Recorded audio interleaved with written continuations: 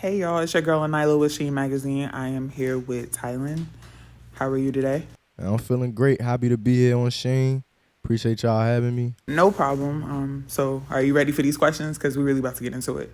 Shoot, let me get a little comfortable then. You Alright, know what I'm what's up with saying? it? What's up with it? Hey, what's up? Hey, come on, Alright. ask me anything. Okay, so my first question is, you come from a musical background. Would you say being surrounded by music at an early age helps you find what you wanted to do in life?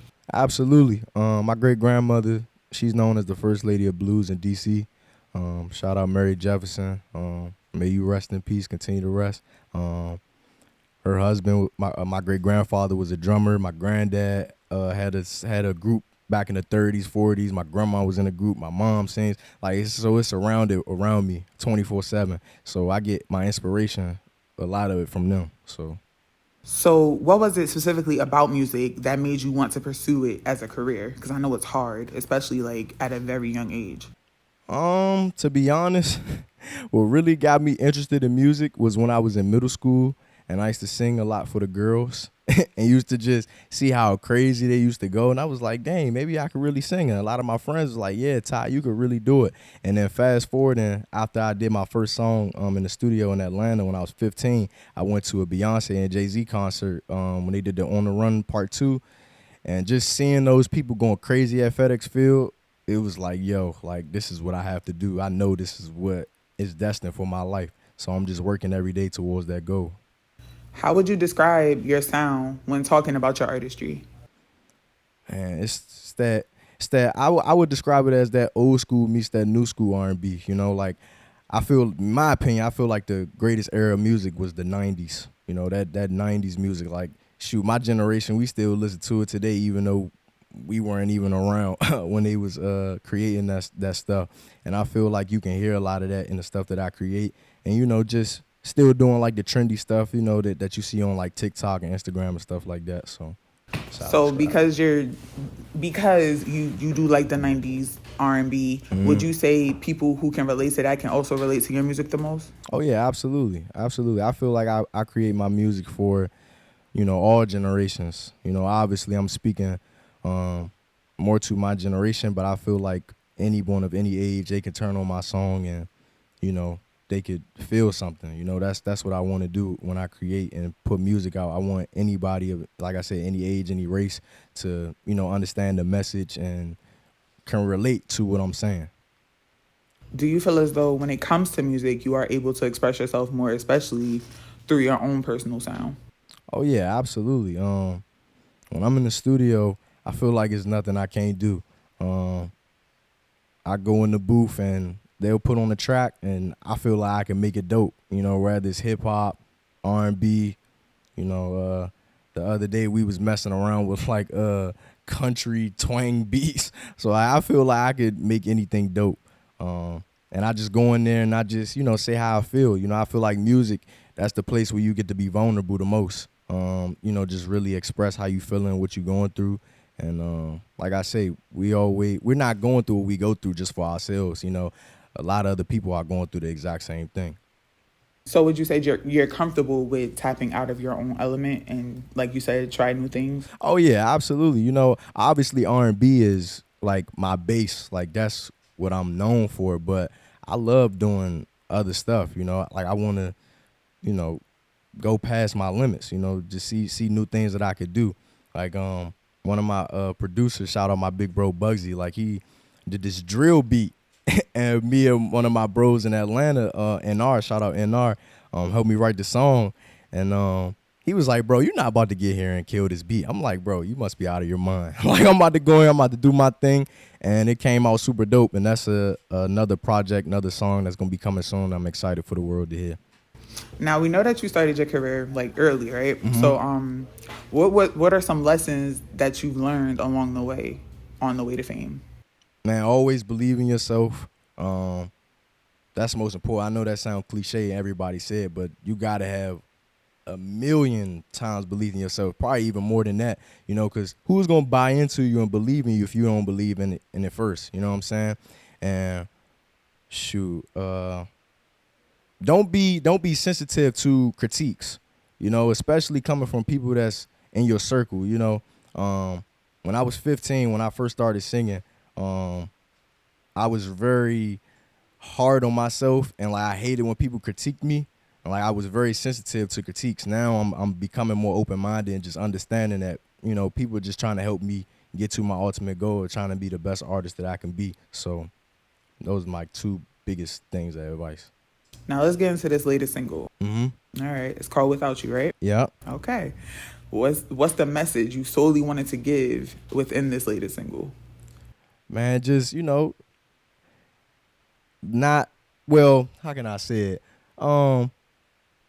You know, you had that one person that you can't live without, you know, and sometimes those people you got to work for. And I feel like, you know, yeah, like I can't live without this person, you know. That's like the thought process that I was going through my mind when I was recording it. You know, just thinking about past situations that I've been in where I was like, dang, like, I won't say that I've been in love, but like, you know, just had those situations be like, dang, I want to spend more time with this person. I feel like I can't be without this person, you know, and I got to work for it. So, yeah.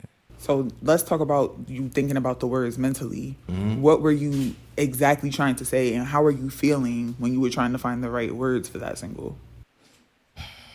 Man, just like I said, just thinking about things that I went through in the past, and situations with girls that have really affected my life, and have like done certain things. Like the first words, like freaky, but I'm gonna show you respect. You know, like I feel like in today's world, we over sexualize stuff and things like that, especially women. And you know, just even though that may be the trend, like I just want to make sure I'm respecting my, you know, my women. You know, I come from women across my whole family. You know, I was raised by my mom and my grandma.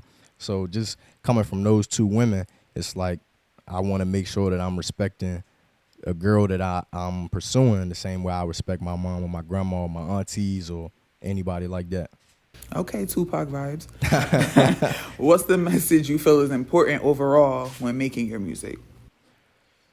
I think just being vulnerable, you know, just really sharing your story and not, you know, lying in your music. I feel like why put something out and it's not you?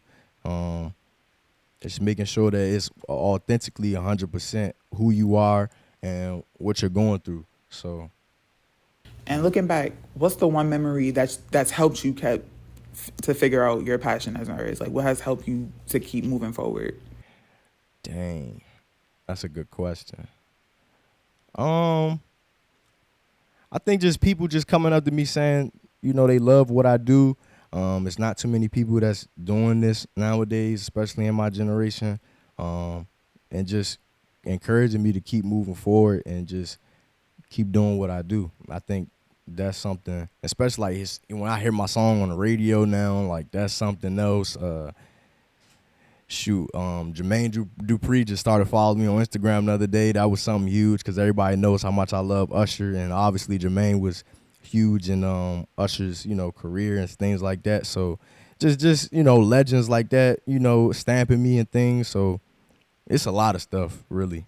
Right, I saw that on your Instagram. Yeah, it was cute. I was like, oh, okay. You feeling Usher? Yeah, it's That's my encouragement. time. Yeah, it's encouragement all around me. So, yeah. All right, so what's next for you? What can we expect in the year 2023? What you got planned? Man, hopefully we're gonna be dropping my debut project, my EP, that I'm super excited about. That I've been working my whole career for to get to this point. Dropping part 2 of my mixtape, My Perspective, that I recently dropped on Halloween of 2022. More music videos, of course. Any features? We'll see. All right, now. We'll see. And yeah, y'all go make sure y'all check out the official Without You video out today. So, yeah. All right, well, I got one more question. I want you to think really long and hard before you answer it, all right? Okay. All right. So as an artist in this industry, what would you tell your younger self now that you're finally doing what you always loved? Man, what would I tell my younger self? That is a good question. No, I got it. So recently I've been in therapy for the past 3 years, just getting my mind back right. You know, going through a lot that I went through in the year from 2019 to 2020, you know, I lost some people that was close to my family, going through COVID and things kind of slowing down. You know, when I first started singing, I didn't know all the hard work that was going to entail. Like, I just thought I was going to release a song, it go number one, and then boom, I would be on top of the world. And obviously, it's not that easy. So I would just tell him, you know, just take it day by day. You know, I know this is also another cliche thing, but, you know, Rome wasn't built in a day. You know, you can't climb Mount Everest, you know, and get to the top like that. You know, it's those small baby steps that lead you to the point of where I'm trying to get to. And those small wins get to the big ones, you know. So, like, my main goal, I want to be a multi-platinum selling artist, a Grammy-winning artist, multi-Grammy-winning artist. And I know that's not going to happen overnight, you know. So I'm just working day by day, taking the small steps and taking the small wins that's going to ultimately lead to where I ultimately know that I'm going to end up at. So. All right, well, you heard it here first. With Tylan, my name is Aniliyah with Sheen, and that's all right. Yeah.